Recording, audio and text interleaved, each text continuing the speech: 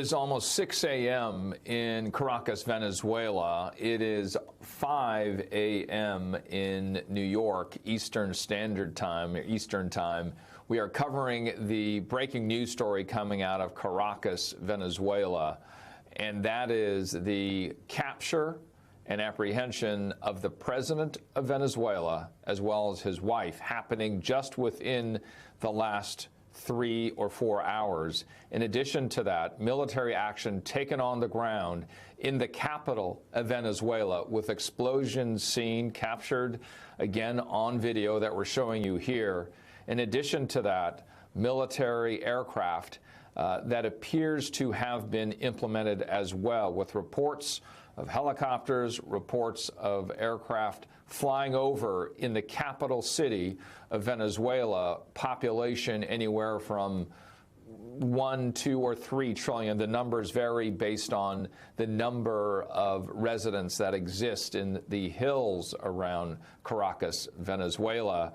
The next step, 11 a.m., we expect to hear in a press briefing more about what has happened and what will happen. The questions that remain in this breaking news story is what will be next for Venezuela and its political infrastructure? What will happen? The president stating just within the last hour in the Truth Social post here, and I'll read it to you. The United States of America has successfully carried out a large-scale strike against Venezuela and its leader, President Nicolas Maduro, who has been, along with his wife, captured and flown out of the country. This operation was done in conjunction with U.S. law enforcement. Details to follow. There'll be a news conference today, 11 a.m. at Mar-a-Lago. Thank you for your attention to this matter, President Donald J. Trump. For a president who prizes loyalty above all else, 2025 delivered a strong message. The fractures inside his own party have become impossible to ignore. Hard-right members like Congresswoman Marjorie Taylor Greene have openly clashed with Trump and Speaker Mike Johnson, accusing leadership of abandoning conservative and MAGA principles and priorities, and delivering a humiliating blow to the president by voting to release the Epstein files. At the same time, as the deficit is set to balloon under Trump's so-called big, beautiful bill, former Senator Mitt Romney, a Republican who was the presidential nominee for that party at one point, writes that Republicans can no longer claim the mantle of fiscal responsibility if they refuse to increase taxes for the wealthiest Americans, including people like himself. He's rich. Look at that. Criticism from Republicans that would have been unthinkable 10 months ago have now become routine, as Trump faces record low approval ratings on his handling of the economy. Democrats, meanwhile, have largely held together, but not without strain. The shutdown fight exposed real fault lines within that party between members who wanted to resist the Trump administration at all costs and those who feared the consequences of prolonging the standoff for their constituents. And that brings us to what really matters heading into 2026, other than family and love and life and all that. Because ahead of the midterms, voters remain focused on the key question, whether anyone in Washington is actually prepared to address the cost of living crisis they're dealing with right now. Joining us now is Anthony Coley, former director of the Office of Public Affairs for the Justice Department, and Brendan Buck, former top communications advisor to Republican House Speakers Paul Ryan and John Boehner. Both men are MS Now political analysts. Thank you both for coming here on this holiday weekend. I want to get to Trump attempting to kind of change the messaging. Yeah. He said this to Politico this week. I think it's going to be about the success of our country, talking about the midterm elections. It'll be about pricing, because, you know, they gave us high pricing and we're bringing it down. Energy's way down. Gasoline is way down. Brendan, people have been trying to get him to say, talk about affordability. This feels like his way to get to that point. Is it helpful for Republicans? Yeah, it's a synonym, so that's good. That makes it feel better to call it pricing instead of affordability. I think Republicans will be very happy to hear that. And I think it's actually not a bad message. It is fair game going into an election year to remind people that under Democrats is when we had this huge inflation spike. And so if you want to have a choice in an election year, do you want to go back to the party that gave us the high inflation or the one that's working to bring it down? Now, obviously, he has not brought it down in a way that people are satisfied with, and that's ultimately going to be his biggest Achilles heel on this issue. it's not a clever play by Democrats to talk about affordability. It's the same thing that Donald Trump talked about, and he's been in office long enough where the people are expecting results.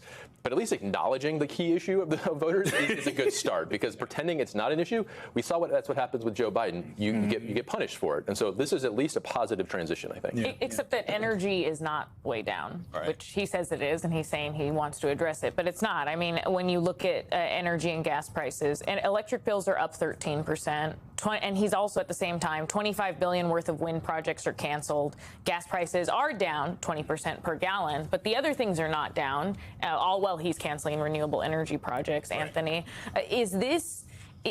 is energy also one of those affordability issues that you think voters are paying close attention to, that Americans are deeply impacted by, and that it could hurt him? People are paying attention to energy, but they're also looking at the broader picture. It's not just energy, right? I just got back. We were talking. I went down to North Carolina for Christmas, right?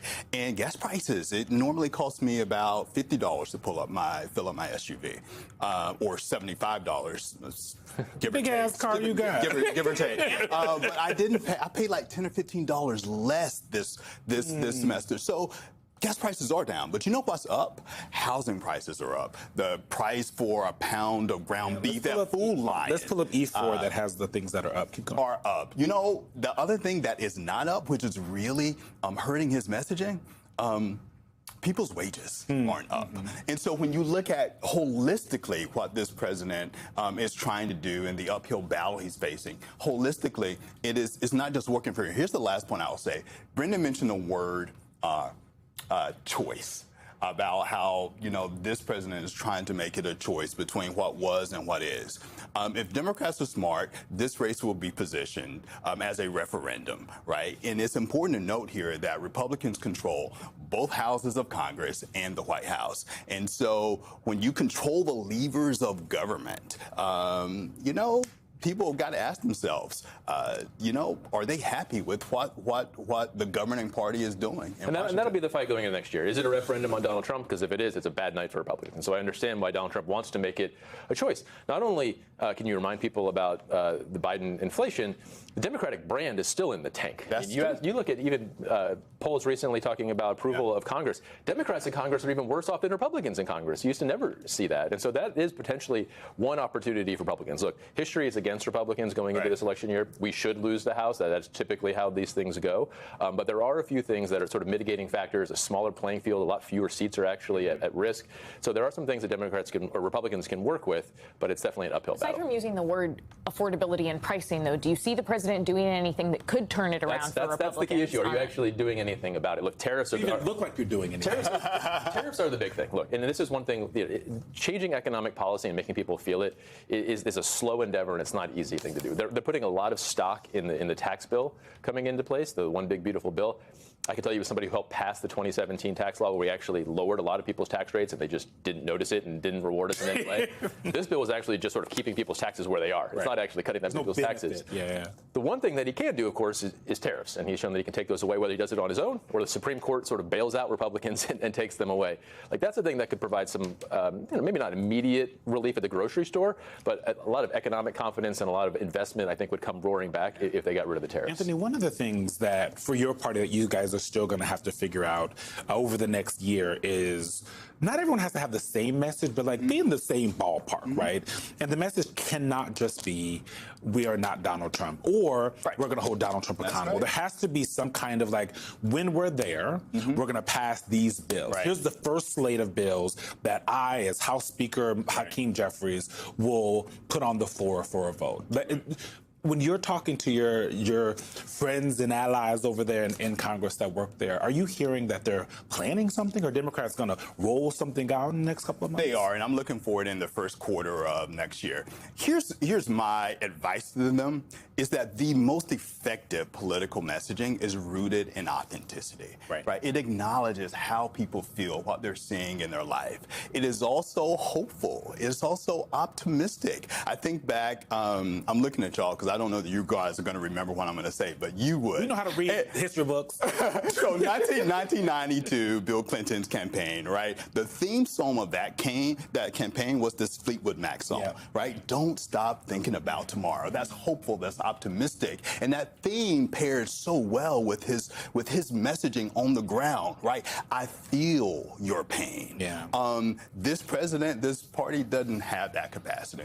I was alive. I'll let you. We were alive. We were alive. We were not. Do I remember? couldn't vote. Do I remember? No, we couldn't do that. No, we could not vote. I couldn't even feed myself at the Brendan, time. though, on other issues that are potentially sticking to Republicans or sticking to the president, Eugene was laying out the Epstein files and how that appears to be an area that is fracturing the MAGA base, the MAGA faithful, including Marjorie Taylor Greene going her own way.